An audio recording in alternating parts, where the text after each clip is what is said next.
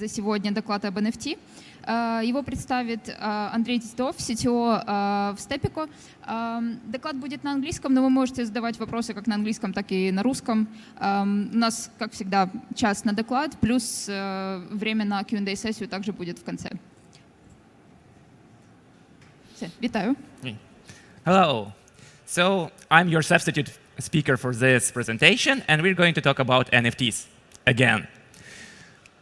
And yes, so this is the original conceiver of the presentation, Ivan, and he's our game producer and studio lead, working a lot with NFT and other projects, and the host of the Game Dev Kitchen podcast, currently building the first Ukrainian local game publishing studio.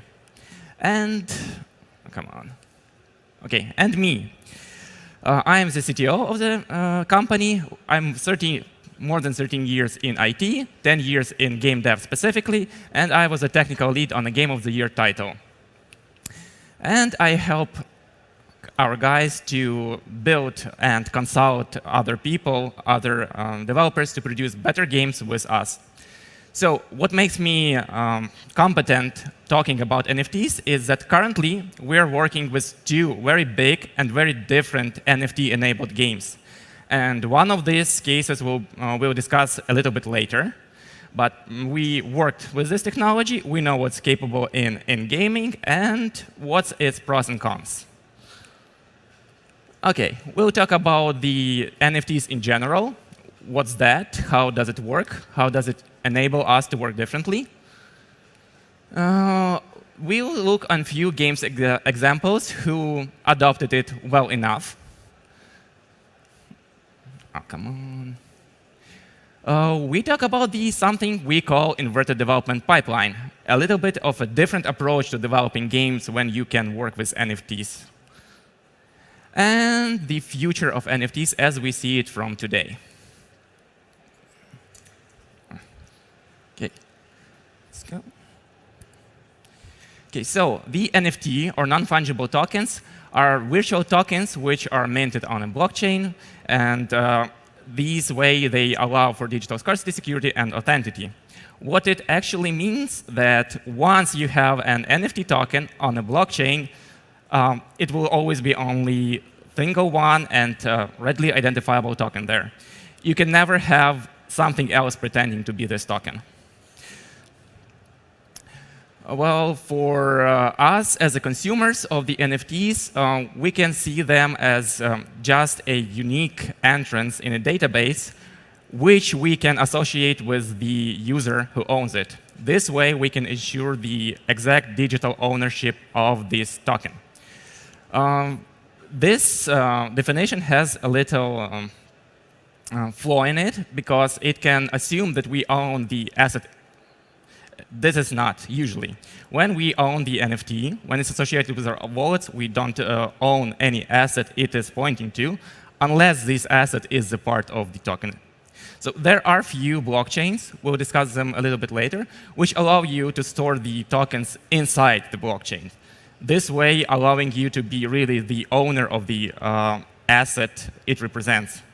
Otherwise, usually you are only associated with the address of this token, and you don't have any legal or copyright ownership of the art or whatever else you're buying, unless the paperwork is properly done and it's transferring you the rights to use it. So we must remember that basically the NFT is just a record, and owning this record allows you only to work with it. You can transfer your record, you can disown it, you can destroy it, but rarely you can do the same with the asset it represents. OK, so what can be associated with NFT? A uniquely identifiable address. Usually, NFT has the record name, which allows anybody to see it in the ledger and identify this asset in it. It has the owner, which it's associated with. So usually it's a wallet. It's not a person.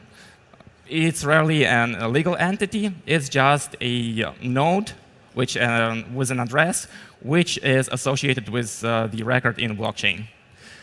one legal entity or even one non-legal entity can own as many wallets and have as many representations on the blockchain as it wants. So typically, as far as I know, the average Ethereum user has up to 5 wallets. That's a more interesting part, and we will get back to it when we talk about games. But also, the record has a history of all its transactions. So we know all the past owners and everything which has happened with it. That's a really unique thing to the blockchain, which allows us to do unique things with our games. Well, and there we have the asset itself, the payload which we inject into the record. It can be, usually, it's a digital asset, which is stored somewhere on the web. It can be stored on a centralized server, destroying the virtual concept of decentralization, which we usually associate with blockchain. But it can be hosted on a decentralized resources, like IPFS, a file system which is created to be decentralized, or the blockchain itself. Either the blockchain which hosts the NFT token or another blockchain. Both technologies exist and are widely used. And now about the blockchain itself. So it's literally a chain of blocks. So, but when we talk about it and try to describe it to somebody, usually we say that it's a decentralized ledger which lives on the web. So basically, for this thing to work proper, we have every node which is associated with the blockchain have the copy of the whole ledger and the ability to produce new records by creating a hash for the record and linking it with the past hash record. The production of these new blocks, which basically is the population of the database itself, is called mining today, and that's the driver of something we call gas fees when we mint NFT tokens. So we, in a proof-of-stake concept for this, when we create new blockchain, we use resource-extensive job, which costs our money, and that's why we want the guys who mint NFTs on our blockchain to pay us for it. So Ethereum, the granddaddy of all modern NFTs. It's not the very first blockchain where the NFT was ever created. That was done 18 years ago on a different technology, but all the today's highly hyped NFTs are based on the way the Ethereum works and how it allows smart contracts. And what NFTs are really good for is giving the power for the content creators to work independently from usual channels of the distribution of their assets. As we can see lately, the digital artists with this technology can work directly with the customers they want, avoiding any centralized distribution systems which would take the cut from their deal. This way, the only cut which is getting removed from the value is the gas fee.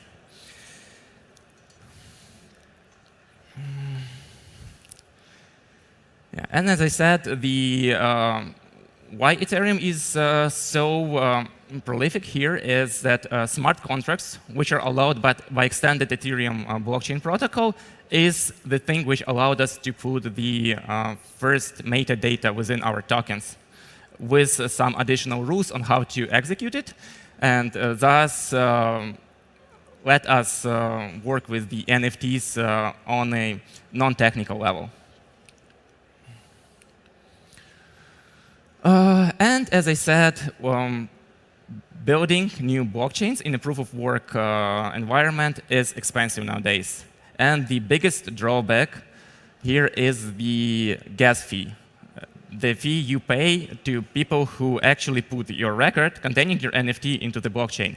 With the layer 1 chains like the Ethereum, they start from $70 on the moment of creating this presentation, but usually larger distribution platforms like OpenSea and its competitors, they use $200 and more if you want your NFTs to be minted on them and put on the top of the list where other people can see them and use them.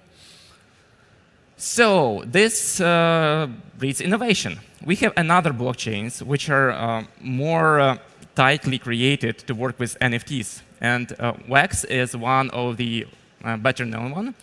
It's the whole ecosystem built around the idea of a marketplace where you can sell NFTs and digital assets associated with them. They greatly reduce the gas fees by using technology which differs from the usual proof of work which used by the current Ethereum protocol. And also they provide you with easy-to-stop wallet, which lowers the entry barrier to the customers you might like to sell your items to. So it's pretty much a win-win situation for the digital creators and for the people trying to buy and sell the NFTs. The drawbacks of the newer protocols is their lesser adoption rate and, of course, a few more bugs associated with them, but they're getting mature and ironing out anything which can be a drawback for now. And another very interesting layer 2 provider for NFTs is Immutable X. And their selling pitch is that they have no gas fees for the minting of the token. And they actually work as a layer 2 provider on top of NFT, on top of Ethereum, instead of using the separate blockchain. They actually do it by smartly combining a lot of minting operations into one transaction and distributing the gas fee along the very large amount of assets, negating the overhead of the price. It's very popular among a few games, and one of the biggest, which is currently live there, is Gods Unchained, a CCG-like game developed by Immutable itself. Come on. These layer 2 protocols allow us to evolve into new playing model when we talk about games. So here we can see a kind of evolution from for the games and game selling models that we had. So premium or pay-to-play model was the granddaddy of them all. Then we have the freemium model, which is pretty much the same, but you give a taste of your product first. And the current ruling king is a free-to-play. So you give users the full access to the game, but try to monetize them via other means instead of blocking them from enjoying your game. And what revolution is NFT-type games try to bring here is a play-to-earn or play-and-earn model. This model is pretty much based on the idea that with NFTs, you can digitally own your assets. If you own your assets and you can get them through the game, you can sell these assets via the market which is provided here and make money. So if the game has interesting enough earning mechanics, and if the assets are valuable either within the game or, which is preferable, outside the game, you can be sure that the time you spend there is valuable. The game is not extorting you from your money, but allowing you either break even or even make a career. Okay. So these are the usual dynamics which are associated with the current free-to-play models and the newer play-to-earn. Marketability is something which is common for both of them, and it's just the way for you to expose your product, get the audience, and so on. But when we go to monetization, we have more options when we're talking about pay-to-earn. You can still drive your cosmetics and gachas and other free-to-play monetization models within the game, if it's interesting enough. But on top of that, you can allow for minting of the actual assets, which can have the value for you as a user within the game or in the outside world, and even sell this to other people who see them as a value. This point brings us to economic sustainability.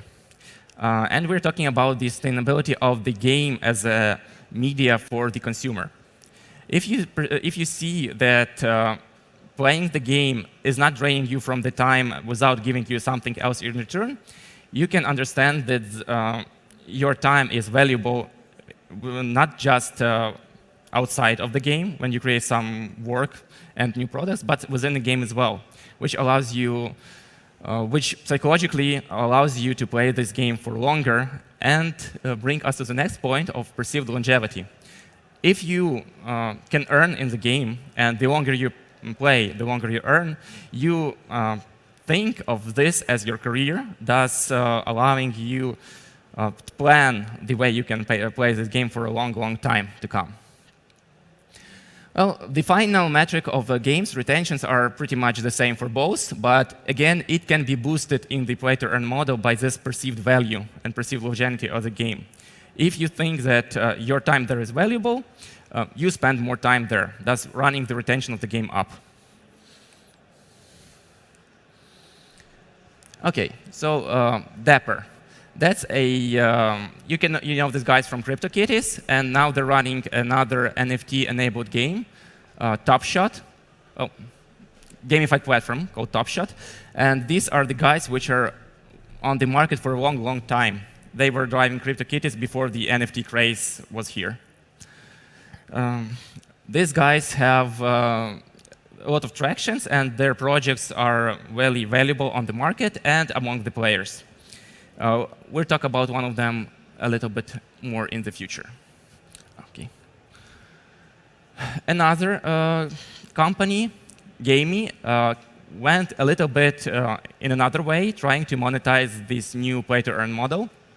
So what they pitch to you is that they are not the game. There's a platform for you to create new games on it and monetize them as a player by completing the challenges and earning their tokens, or as a creator of the games by publishing on the platform and getting the cut of the tokens they mint as your payments. They usually are focused on hyper-casual games, and here we can see a few of the mechanics they run successfully.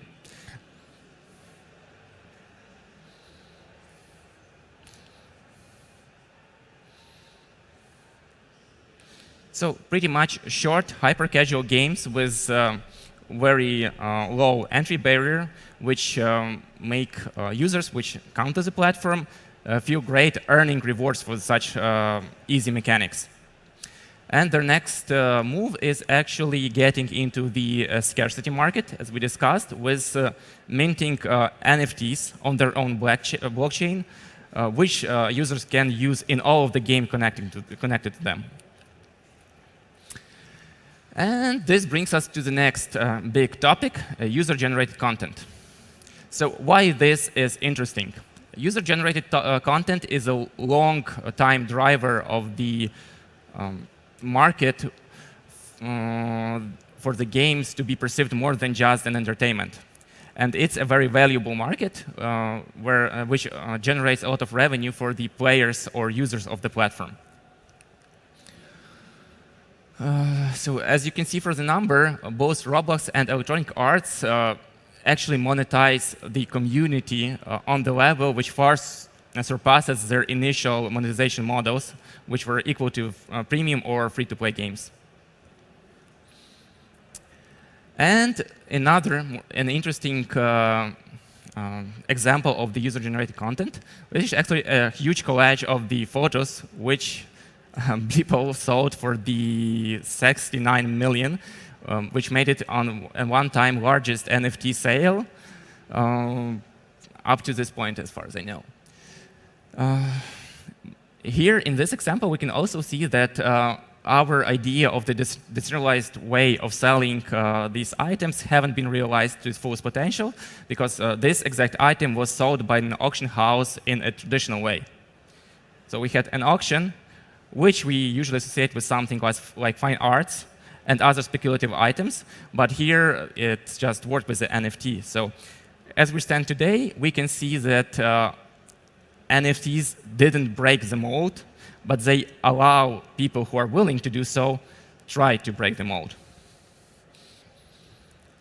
And the one more interesting assets, which is being enhanced by decentralized internet and NFTs, is metaverse. On this diagram, you can see two big parts, like centralized and decentralized metaverse projects. And you can, if you are familiar with them, you can know that they work in a slightly separate way. Classical games like Fortnite, Minecraft, and other, they'll allow a lot of user-generated content and can work as a platform of delivering pretty much experiences instead of just plain old games, are still very much centralized and governed by one entity. That making any items you own here pretty much dependent on the actual entity who created the game and owns them. You don't own the items here. The decentralized model is more interesting because they hook the items to the external NFT blockchain, making sure that even if this project dies or becomes irrelevant, if the assets have extrinsic value outside the game, they'll still be able to drive communities, which this platform has helped build. And another buzzword we hear often is Web 3.0. And this is our dream of the decentralized internet. So blockchain is a huge step in building this idea, which allows us to work independently from big corporations and big data, which runs the 2.0 web. This dream that we had, where what we do belongs to us, for a long time was improbable, because you could not work well within the web without the approval of anyone who holds a majority in it, like Google, Amazon, and others. The blockchain sparked the idea that we can have content which does not depend on single point of failure or single company, thus building the decentralized internet. But currently, due to actual impedance of the big data and centralized companies to the idea of integrating their ideas within the decentralized net, we're still not there. But the dream lives.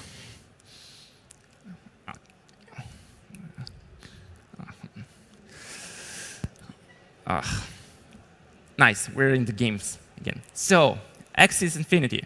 This is the poster child of the NFTs in gaming, ranking in tens of billions of worth of transactions which is running through them. This is a game most of the people who know something about NFTs and games think of. So at its core, the Anxie is a collectible game, otherwise usually referred to as Battlers in our country. And it does its mechanics well, even though they're pretty much standard. So you have your classes, your weaknesses, your cards, which you play as abilities, and you have your axes, which work as a team. What they done well here is they introduced the system where you can create money based on your success in the gameplay. So they use two blockchain tokens of their own blockchain, called Smooth Love Potions and Anxie tokens, which allow you to breed, to create new Anxies and sell them to new users. So the more valuable Anxie you breed, more money you can get from the users which come to the platform. Also, their Anxie token works as a governance token within the game. So they work on the idea that if you hoard a lot of their tokens, bringing their market cap up, more you can get back from the game when it capitalizes on that. And thus, if you hoard enough, you can participate in the way this game evolves in the future. So currently, this is one of the most common ways of integrating NFTs into your game by tying it to the in-game valuable asset and making this asset desirable in the game for the new users. And currently, this might be one of the least sustainable ways of running this business. Why? Because neither of the blockchains and NFT minting processes have any real market cap. You can breed new axes infinitely. So since none of them are actually ever burned in the blockchain, their quantity always rises. No matter if your axe is no longer fertile, the ones which they produce will be fertile, and they will produce new axes. So unless they will always have new players which will like to buy the axes from you, they will saturate the market, driving the price down.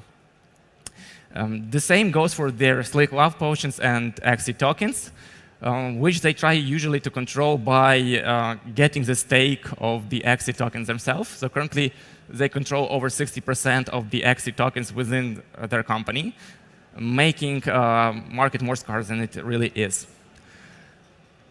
So the problem with this approach, as I said, is you always need new players. Unless you have players which are willing to buy your axes and your love potions, you cannot sell them, bringing the price down. And the problem with this approach is if you bring the price down, it breeds market panic. Market panic drives every price of every resource within the game down, and since they have no extrinsic value outside of the game, it crashes the game economy. So currently, they're working with their game design, trying to introduce new ideas, such as more things you can do with the land, another NFT-based mechanic within the games, and maybe bringing new mechanics which will make new axes always desirable for their original owners. But this is something they need to implement. A more interesting examples of working with NFTs in the gamified environment is Dapper's Top Shot. So basically, this is not the game at its core. It's more of the social platform, which allows the people who love this sport, basketball in our case, communicate together and generate the things they call shots, or which are the small videos of the best gaming moments. The thing with this item is it's valuable on its own without being tied to the community. The idea of somebody owning the best shot, the shot of LeBron James on somebody else, is appealing to the huge audience of the basketball fans. And this makes this approach more interesting because it engages not only the users who want to profit from these shots, but also the community around them, discussing whatever is happening and bringing up the prestige of the game, which is a more healthy approach. Again, this has a downside because the fan base of the NBA is not limitless. Once you tap inside that specific niche and you work it all out, the market will stagnate. So we'll again need to see whatever Dapper does to get out of this.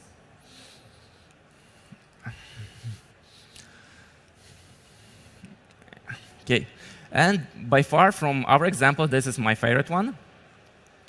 This is Blankos block party, and the way they work with NFTs is our usual suspect, the cosmetics.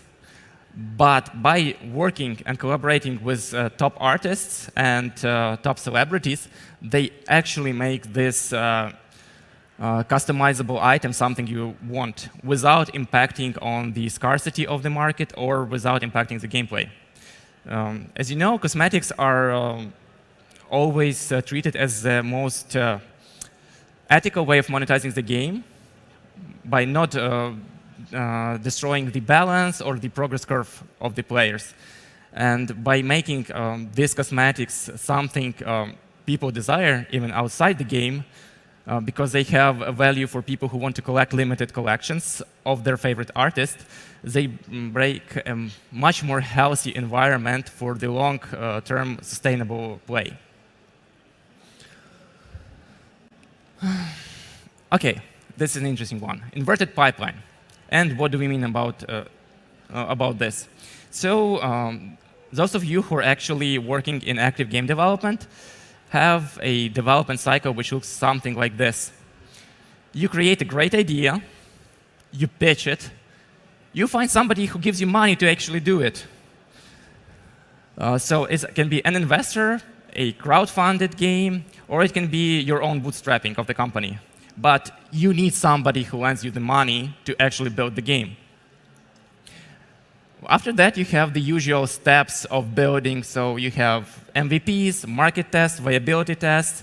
You see if your idea is actually worth anything. You do the development, you prepare the marketing materials, you prepare for the launch, you deliver product. Hopefully, you fulfill everything you promised to your future player base in your marketing.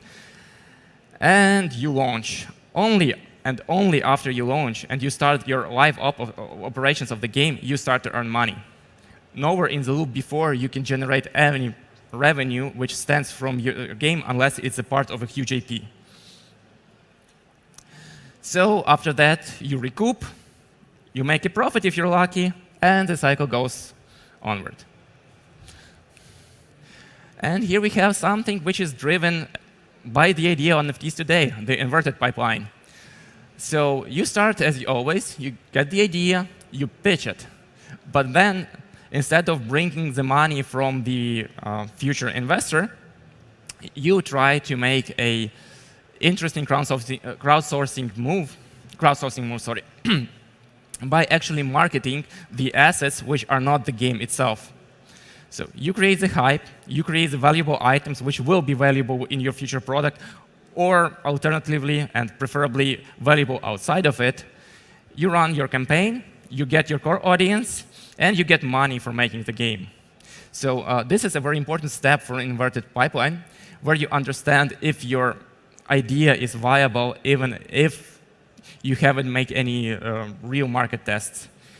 If you see your core audience and you understand that's the audience which your initial idea is working well with, you have the idea of the people, of the amount of people who want to play your game, and the idea how will they communicate with it. So then you do a few steps of pre-sales, where you get your monies, and you do your product development and more pre-sale, because everybody likes money. Then you deliver your game, and you go into live ops, and in live ops, you make more money.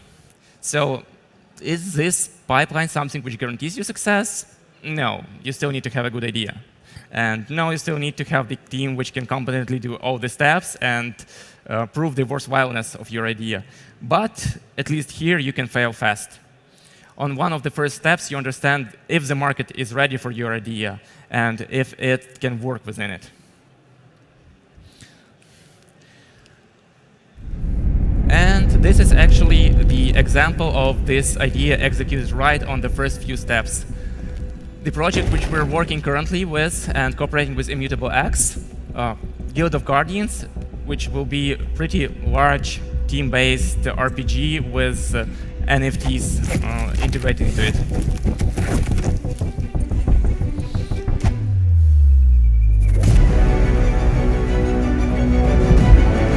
So this game ran already a few pre-sales, and they were hugely successful. It generated a large audience.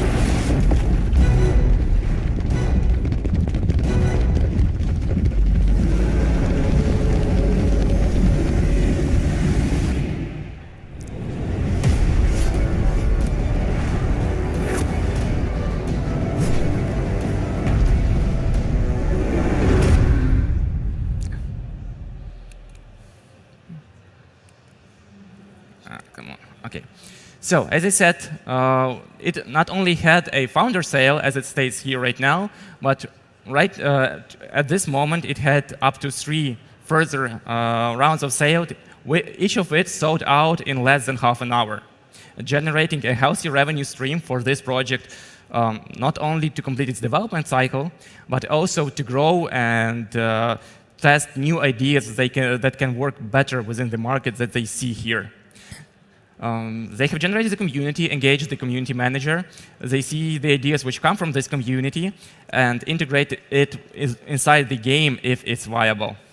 So as we can see, it's an interesting prospect which is allowed by NFTs and can help make game development less of a financial burden for smaller teams if they can pull it out. OK, and now time for speculation. The future of NFTs. Where we're now.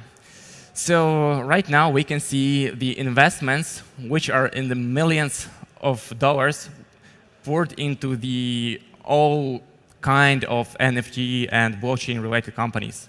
We see here markets, marketplaces. We can see alternative blockchain companies getting funded, as well as some of the game-related studios as well. The entities which are in the game are also huge and big names. I'm sure you heard at least some of them. Like at least SoftBank, they had enough of controversy lately. So we can understand that large institutional money are right now in the NFTs. And this allows us to at least try to think that these institutional monies will not let this fail hard. So the hype cycle, always awesome, and we try to think where we're here. So where do you think we're here? Yeah, we're somewhere on the peak. Right now, we have a lot of hyped NFT projects without the solid evidence of them succeeding. So the hype is building, and no finalized proof of its success is available. So we're nearing the peak, and maybe even entering the trench of disillusionment right now. And for us, as a gaming industry, which is actually benefiting a lot from this technology, we want to see us here on the plateau of productivity. We need to help the society as a whole make this step to bridge the trench and get on the level, but the idea of what NFT can deliver us actually matches with what we're delivering. With how the things are going right now, I believe that few years from now, we'll see something being built here. And why actually we might think we're in the trench right now is things like this. The overhyped projects by high-profile founders, which are scams. So this is Evolved Apes, the collection of the NFTs, where the founder actually gets the seeded funding of millions and disappeared, leaving the useless NFTs on the market.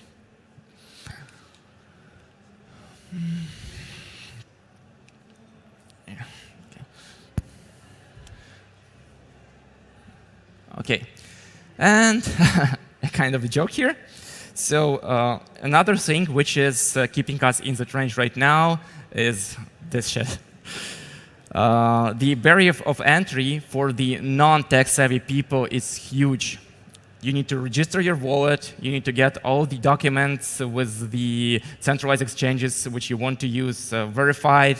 The process is cumbersome and really unuser-friendly.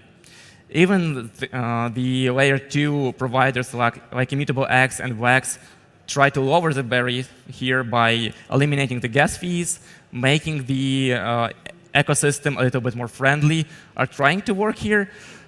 We still get this. So yeah. OK, let's get to our conclusions for the presentation and wrap up.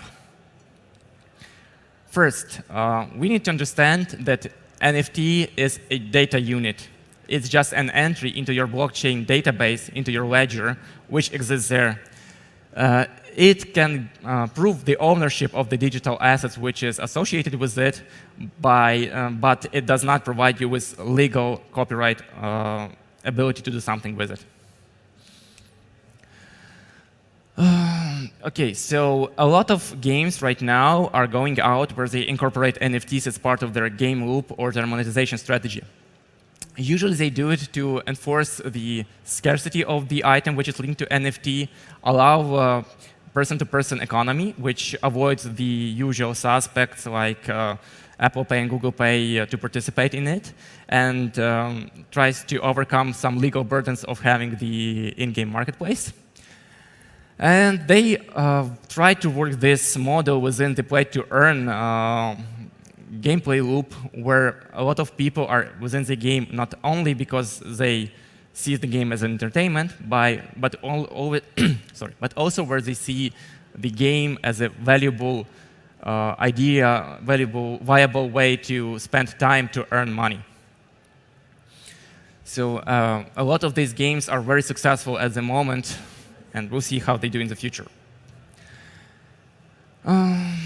Okay, storing NFTs as separate assets within the perceived value allows us to build a development pipeline which has not been viable before, where we generate money which are proved by the assets which are valuable outside of our games, and this way raise the funds for development and market testing of the game.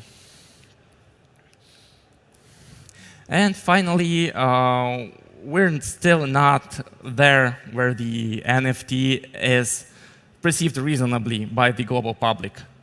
Only people who are trying to understand it or are tech savvy enough understand what's NFT and how it can be really used. We see a lot of hype, which is not equivalent to what's being delivered.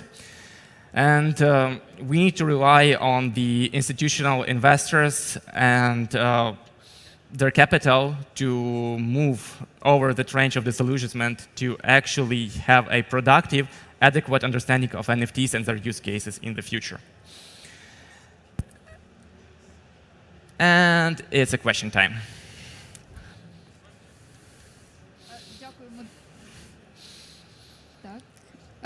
Так, дякуємо дуже за цікаву доповідь. Питання вже є, тому можемо переходити до них. Okay. Hello. You have mentioned Immutable X and Wax as cheaper alternatives of Ethereum blockchain. Yeah. But what can you say about Polygon blockchain? Okay. Yes. So we need to understand that Immutable X and Polygon blockchains are a little bit different things. So Immutable X is not an alternative blockchain. It's a layer 2 provider. So they work within the Ethereum blockchain. They just try to work smart enough to negate the consequences of the gas fees. The Polygon itself is an alternative blockchain which is built to have a cheaper way of validating your assets. So these are cool things. Pretty much Wax is as well just an alternative blockchain. It's great that we have these different techniques we can use to eliminate gas fees. Why you would want to choose one over another is if you don't trust new blockchains, if they can see their failure points, or if not enough people trust it and they're not viable to be decentralized enough, you might want to go with a layer 2 provider.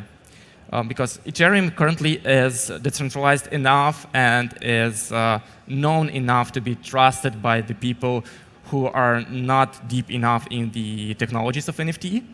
Whereas things like Polygon, which don't have that much of corporate backing behind it, which is very young technology, and some may see it as unproven enough, is a more interesting case for the people who want to experiment, who want to try themselves in the alternative approaches before they become mass saturated.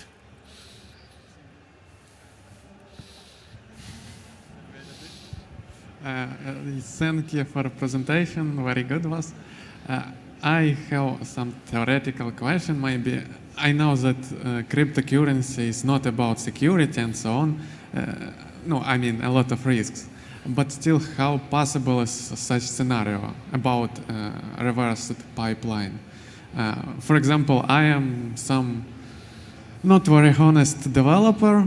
I create some maybe scratches of game. I may even get sponsorships of some corporations. Then I create NFT of my game that is not even in beta version. I sell this NFTs pretty successful, and then I think, well, I created some profit. Maybe I just leave the market. Yes, I mean, how possible is it for developer to do so? Is there some guarantees for customers? Of course it's possible. This is prevented by the legal means if you're working with the partnerships, like you mentioned. So if you have somebody who sponsors you, helps you create NFTs, they ought to have some legal documentations to stop you. If you're doing it by yourself, you need to build the trust of community, and that's then to scam them. Otherwise, what is the maybe most safe or most viable way to do this for community is to buy assets which may be still valuable after you left the project. So if it's a 3D art asset which is linked to the NFT, which is linked to something which is not controlled by you, not by the censored server, it may be valuable either to use in another game as a collectible item outside your game on the OpenSea or other markets, or as another source of value. Thank you for the presentation. It was really good. And I have a question. Do you think that art is more important in NFTs than utility, or they come equal? Because even Guild of Gardens is a really beautiful project, but I know that the utility is also important for people to believe in the project. Okay, so first of all, if we're talking on NFT by itself, we need to understand that art assets linked to NFTs can be treated as speculative assets. So if art is fine enough, you can try to just play a market with it. So this way, it might be perceived as more important. Again, the utility is something you bring by your effort to whatever you're creating. And again, entertainment is utility. Market value is utility as well. So if you bring this into your assets, they'll have utility. If you can't make your community see your NFT assets as valuable for them in some way, maybe, I don't know, they are linked to a car each. You buy an NFT, you get a Lamborghini. That's utility. Again, you may promise to drive the value of the assets always up by some way, so they'll see it as a way of storing value, which might be utility. If you can't prove that your assets have any utility, they will not sell, you will not profit, and the project will fail. Currently they work pretty much the same as the fine arts market. Pretty much you see the utility of the fine art piece by the name of the painter. Nobody will give you millions of dollars for the painting I did in my garage because it's horrible. But if I became the person of the year a few times, who knows, maybe somebody will.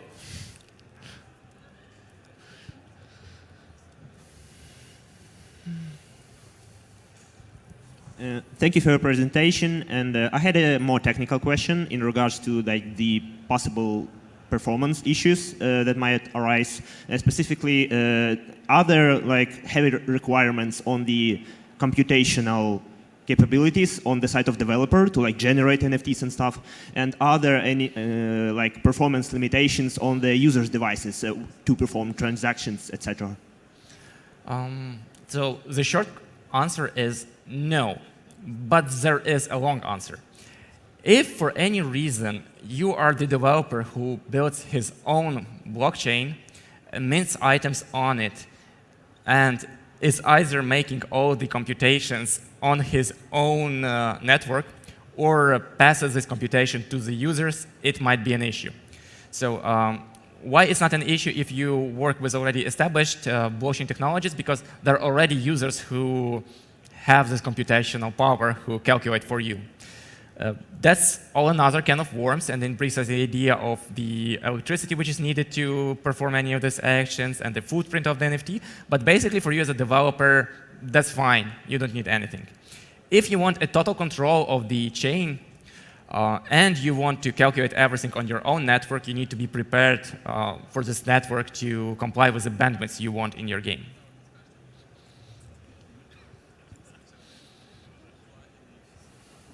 Ще питання у когось є? Бачу.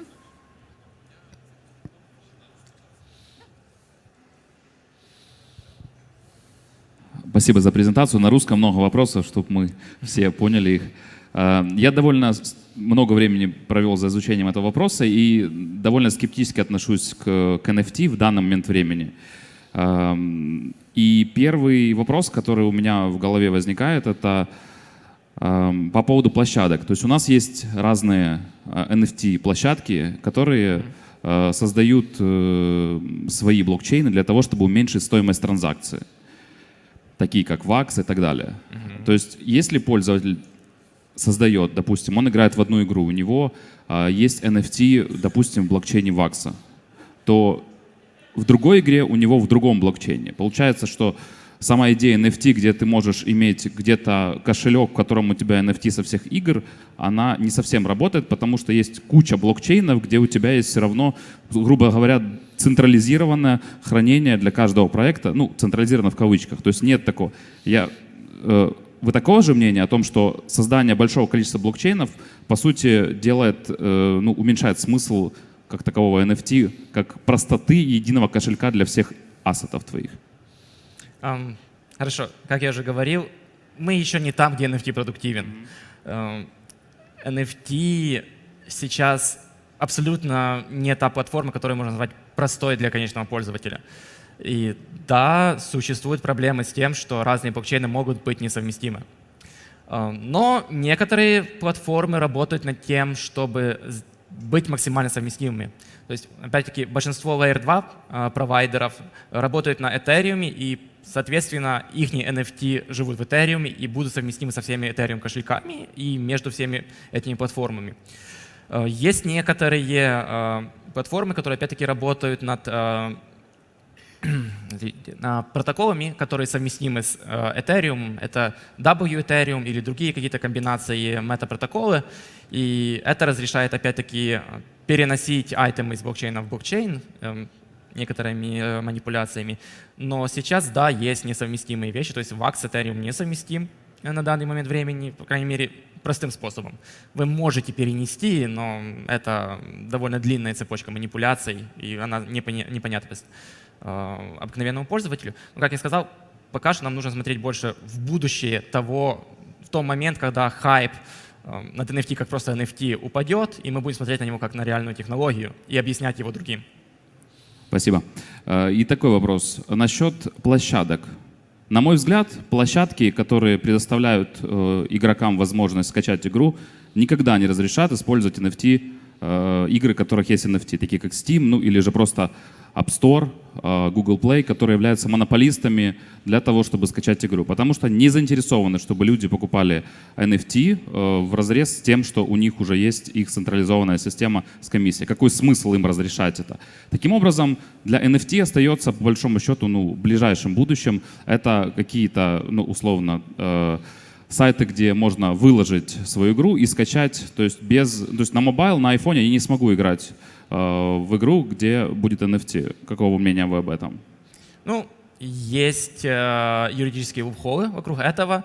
Одна из площадок, которую я представлял, Гейми, доступна на айфоне.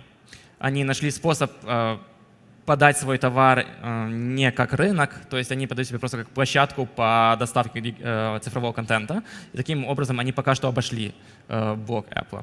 Это сложно, не все это могут сделать, но опять-таки это зависит от того, насколько сильно будет NFT-тренд и сможет ли он запустить достаточный social pressure на другие площадки, чтобы они начали запускать такие игры к распространению внутри себя.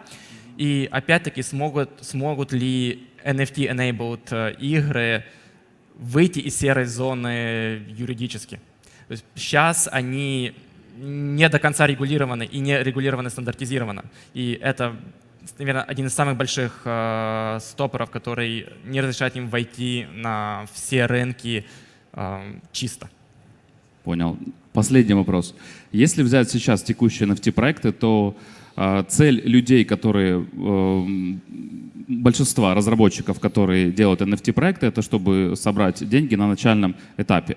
От людей, которые покупают NFT с целью перепродать их дороже, То есть они к игровой разработке и вообще в целом имеют небольшое отношение. Их задача купить и продать. То есть мы сейчас берем игры, вот в частности, которые вот вы показывали, мне интересен был ваш опыт.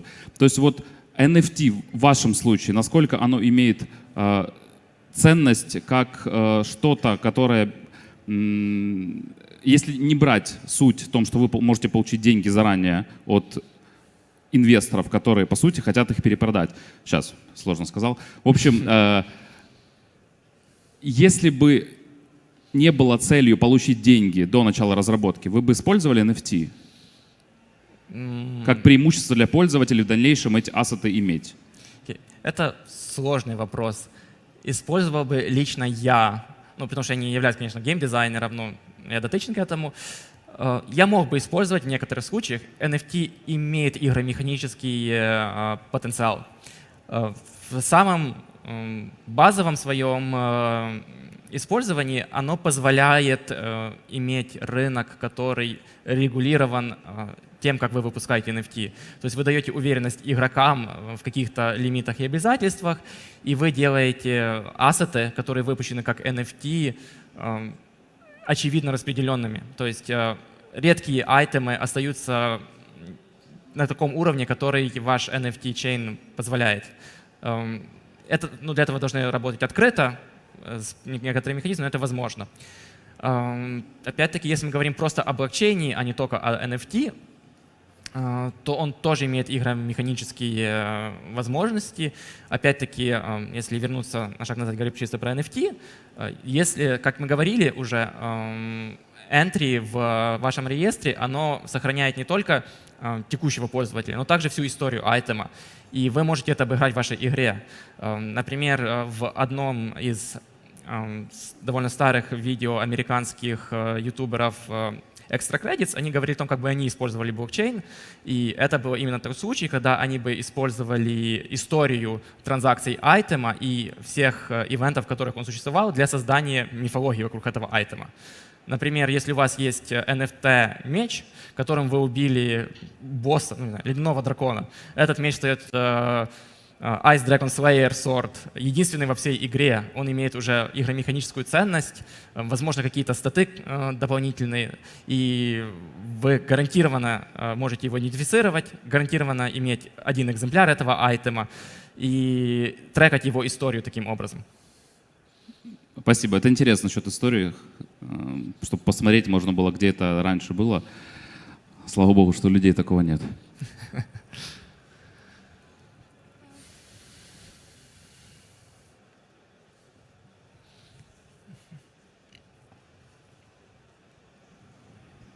Добрый вечер. Спасибо за презентацию. У меня такой вопрос новичковый, потому что я немножко только коснулся пока этой всей темы. Вы говорили, что NFT будет, теоретически может давать прибыль даже после гибели проекта, да? Но получается, как я понимаю, только при условии, если получится его продать. Или не только. То есть вот если рассмотреть, это вот игра, которая выпустила NFT, она вдруг погибла или там, не знаю, пришла в какой-то упадок и, в принципе, уже прекратила свое как бы продвижение. Как можно в итоге утилизировать оставшиеся NFT, например? На примере тех же котят, например, вот CryptoKitties, да, то есть, как я понимаю, они пережили уже свой расцвет в каком-то смысле и уже достигли какой-то очень такой узкой, как бы, высокий порог вхождения уже на данный момент, возможно, да, как я понимаю. Вот, спасибо. Смотрите, если говорить о прибыли, то все приносит прибыль только если его продать.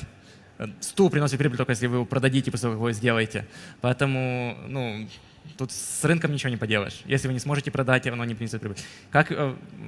Ваш вопрос был, наверное, в том, как сделать его интересным для продажи после гибели проекта. На самом деле, если вы в этом заинтересованы, вы должны собирать комьюнити и драйвить это. Это то, что вы можете сейчас видеть в спекулятивном NFT-рынке, чисто на арт-ассетах, например. В интернете есть группы, которые вокруг них сформировались. Это те же самые Penguin Pego Group и еще некоторые, которые вокруг серии ассетов собираются, они ними активно торгуют, они двигают движок интереса к этим айтемам после того, как, в принципе, хайп вокруг спекулятивного NFT как такого уже идет на убыль.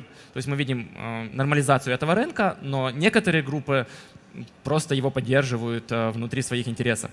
Так же самое и это цифровой контент. Понятно, вы не сможете его использовать для того, чтобы построить домик, поэтому для того, чтобы он оставался ценным и его утилизировать, вы должны создавать комьюнити, которое заинтересовано в овнершипе этими айтемами. То есть они должны превратиться в коллекционные. Так же самое, как магия. Если Wizards of the Coast умрет, карточки для игры будут не нужны, и они будут вам генерировать доход, только если вы найдете кого-то, кто их собирает как коллекционер.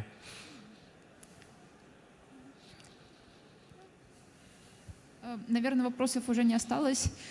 Спасибо большое еще раз за интересный доклад.